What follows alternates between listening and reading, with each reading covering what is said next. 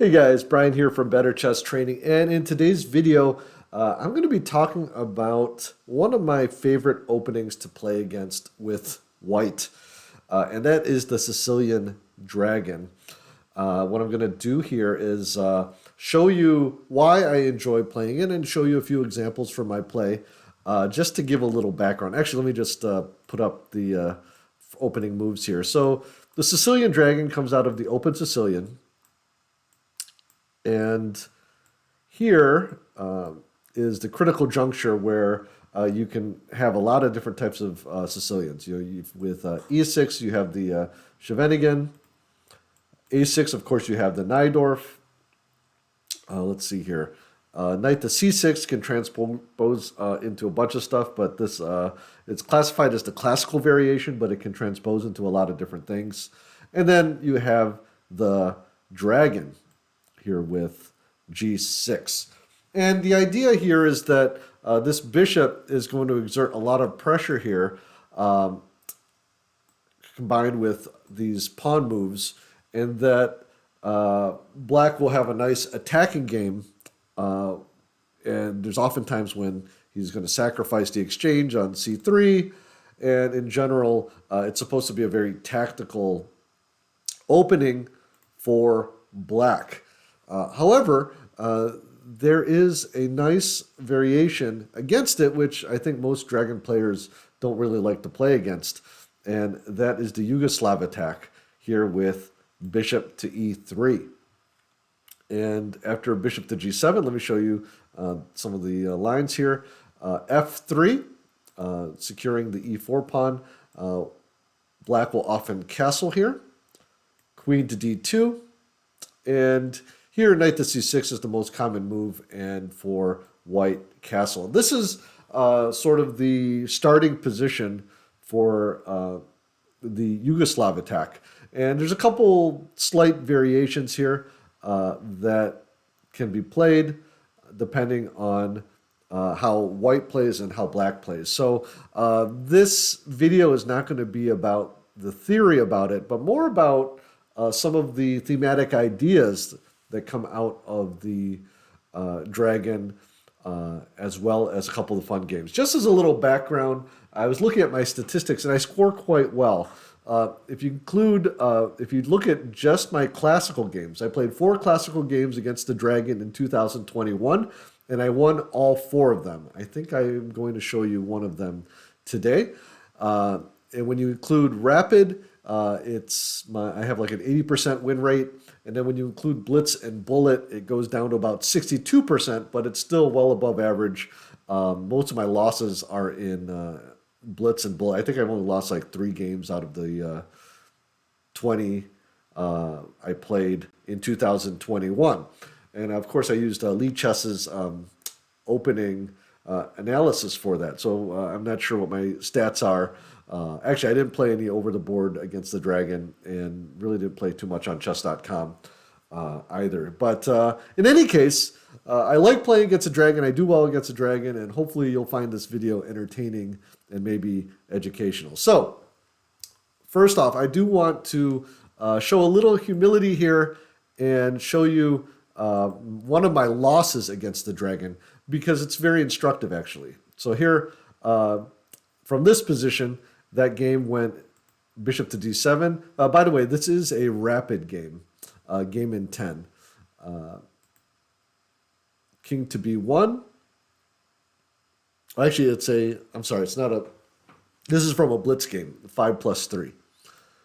Okay, here, this is kind of an unusual move, but it has been played before. G4. I guess the theoretical move here is H4. But this is kind of a rare variation. G4, B5, and here is the key mistake, and something, if you play this with the white pieces, you have to be careful of. So when black tries to initiate his queenside counterplay, we have to be careful about opening up the position for him, because right now we haven't set up our attack on the king side. So the whole idea here with the Yugoslav attack is that we're going to be attacking on the king side and trying to run him over while he's trying to crush our queen side. So here I made a crucial mistake here with bishop takes b5. And I'll show you the rest of this kind of quickly. Knight to e5, bishop takes d7, knight takes h4. Here I'm trying to counterattack, but the problem is that now, because I traded off my light square bishop, this knight moved to c4, which you'll see in the other games is often white will trade here. It's forcing me to retreat, and of course, it's pretty much all over here. Rook takes b1 check, and like I said, I will show you the rest of the game for full disclosure here. So I have lost against the dragon. King to a1, queen to a5. You can see this attack is coming very quickly. Rook to d3. I mean, it's over, but I'm going to just show you real quick. Brings this rook in. He does a great job here of attacking here, and then he just opens everything up. Try to sacrifice my queen to survive a little bit, but it's pretty much over. And here, decide I had enough. So that was one of my rare losses. But again, it's instructive because if we go back to the critical move here, opening up the position was a terrible mistake. And already at this point, black has an advantage because of all of these open lines. Now, what should I have played instead? Well, instead, I should have just ignored it and gone ahead with my plan. And here's just a few lines I analyzed. If he attacks this knight, it's okay because this pawn is already protected. Knight to d5. Okay, if he tries some trades here, and this is just some analysis here with the engine. After all of these trades, which is kind of the best line for both sides, white has a decent advantage here. This pawn is backwards. Material is even. Black doesn't really have enough material to break through on the queen side, but we still have our counterplay on the king side. For example, if you imagine we move this bishop to d3, we play h5. If he advances, that opens the line up. And so we still have our attacking ideas while black's attacking ideas have been diminished because of all those trades. Of course, this is just some analysis, and of course there's many moves that could have been made differently. But the idea here is that at this point in the game, white ignores this threat because it really doesn't do anything and continues on with his plans with h4. So the first game I'm going to show you for my victories is actually a bullet game. It's a 2+1, 2 minutes with a 1 second increment. And even though I don't really like to show bullet games too often because they're usually pretty bad, this one was pretty decent because it shows how this attack can kind of run itself and some of the ideas. So this is the game position. Again, we saw this just a minute ago. Bishop to d7 was played, one of the main moves. g4, rook to c8, king to b1. So this is just getting it off of the C line here.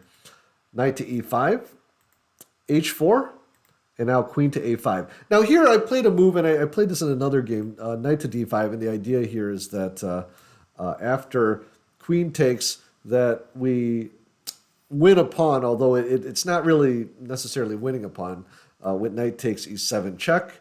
After king takes h8, we can take here with the bishop. So this is actually not the best way to play this position, by the way, and I learned this later. Instead, the theoretical move is, it's not a bad move, but it's not like blowing them off the board.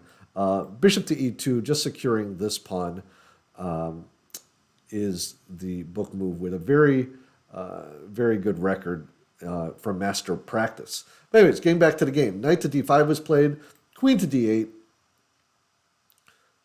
and now h5. So this is really why the Yugoslav is so dangerous, is because our attack just comes so much faster than black's, in my opinion, at least at this level, which is around 2000 Lichess, I would say 1800, 1900 USCF.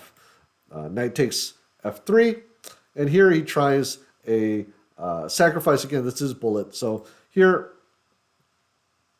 I take first on f6, and after he takes back, I take here. So of course he did sacrifice a piece, but again, let's look at how we continue this attack. Knight takes g4, and this was his idea, is that he wanted to secure the king side here by with this little combination. Bishop to e2, protecting the knight, and here he plays this move. So basically he sacrificed a piece for several pawns. The problem here is that all of my pieces are pointed at the king side, and here's a common tactical motif in the dragon that you should know, and that's sacrificing the exchange on h5. Most of the time it's a knight, in this case it's a bishop, because it opens up the g file. Bishop to h6, rook to e8, and here I come with my rook. Rook to g1 check. Of course, if he goes here, it's mate in 2. Several ways. Of course, queen to g5 is probably the easiest. So instead, he goes to h8, and here I just come in with my knight, threatening mate here on f7. He takes, I take with my queen, and after it's mate in 2 here after rook to g8. Of course, with rook to g7 check. He resigned here, but of course we can see that that's going to be checkmate. So that was the first game. I kind of wanted to just show you that one quickly, just show you the main theme of what we're trying to do here in the Yugoslav attack against the Sicilian Dragon. Let's take a look at the next game.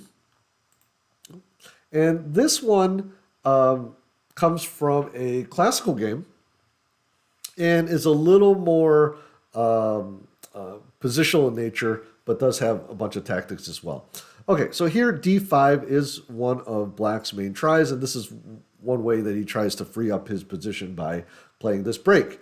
Okay, here I play king to b1, which again is a theoretical move, but the idea here is that we're going to see what he does. And here he played e5, which is okay. And I'll show you in a second a mistake that black can make here from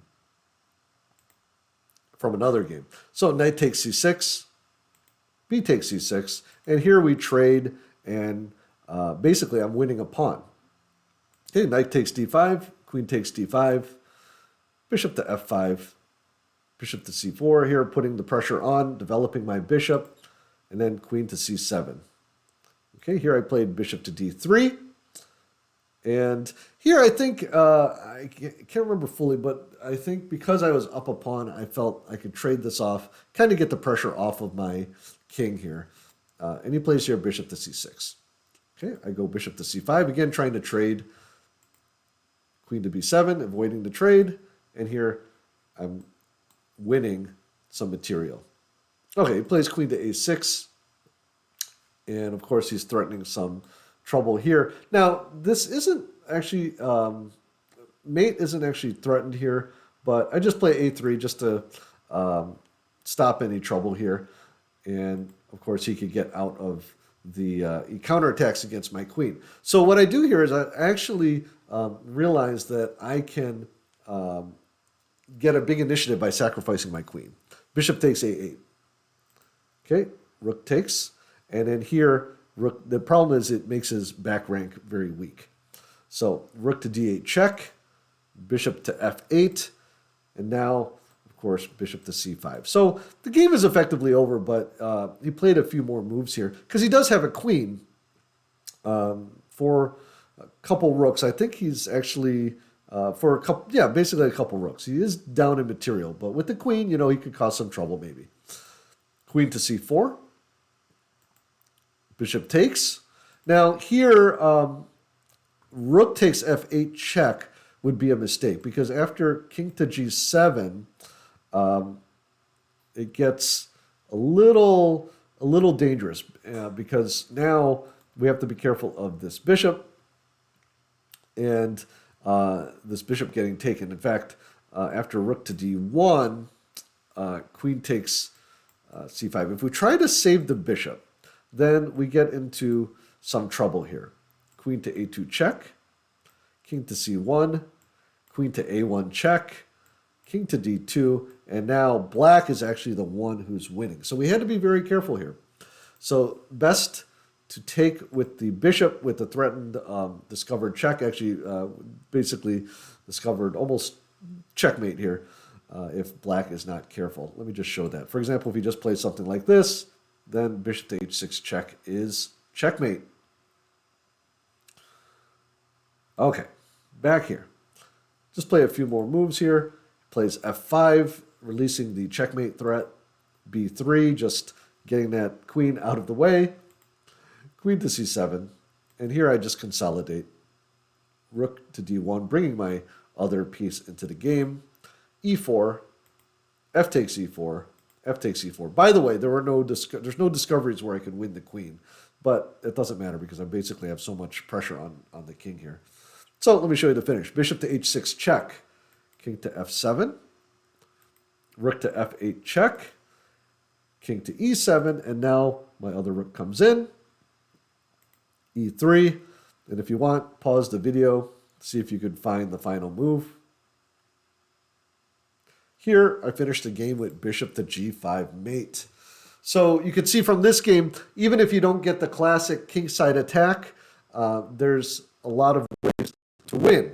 Now, let me go and show you the trap that I had mentioned earlier here. Let me, let's see here. This is from another game. Actually, I played this morning, and this is what inspired me to make the video. Castles, queen to d2. We've seen all of this already. And here is our key position. And here, d5. Okay. Here I play king to b1 like I did in my last game. And here's the key mistake. If black takes here, which he did in this game, which is, this was a classical game, but my opponent must not have known this particular trap and wasn't paying attention. We have knight takes c6. The problem is, because we moved our king over to b1, this queen exchange does not happen with tempo, okay, because there's no check. So here, we're just winning after knight to e7 check, in between check, king to h8, and now we just take back with either the rook or the bishop, and now we're just up a piece, basically. And instead, I'll show you what happened here. My opponent saw all of this and played queen to c7 instead. The problem is I can just drop it back. Actually, what I could have done, also, I could take here, but I kept it simple. I played this. I actually calculated this whole variation here, knowing that maybe a natural move would be to try to pin this knight. But the problem is we can ignore this pin because his queen is hanging as well. So after he takes, I took. So this is actually what happened in the game. He takes here. I take back with the knight. And here he resigned.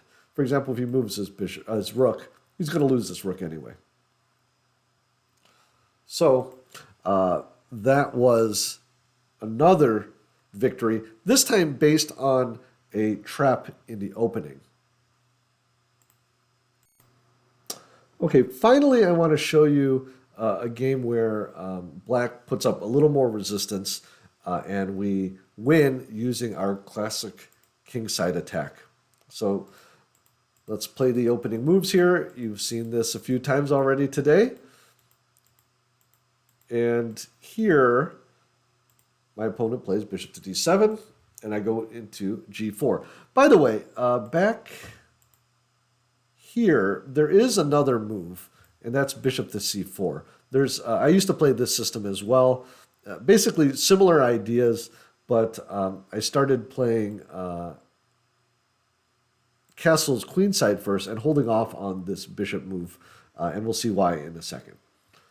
They're both about the same. Bishop to c4